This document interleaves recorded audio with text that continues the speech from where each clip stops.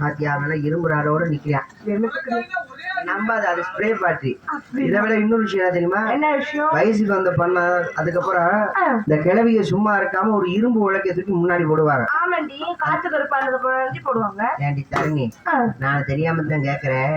2025 இந்த 2025ல காத்து கருப்பு பெய் பிசாசு எல்லாம் வந்து அந்த வார்டில் வந்து அண்டுதாக்க. அப்புறம் அதெல்லாம் போய் அந்த உலக்கை ஏன் தெரியுமா போடுறாங்க?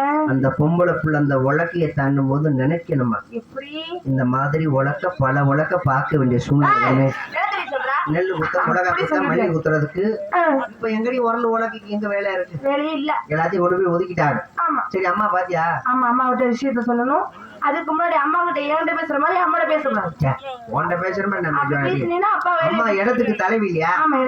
பேசும்போது ரொம்ப மரியாதையா பேசணும். கூப்பிட்டு விஷயத்த சொல்லாமா? அம்மா கூப்பிடுமா? அம்மா அம்மா வரீங்களா? கீதாவம்மா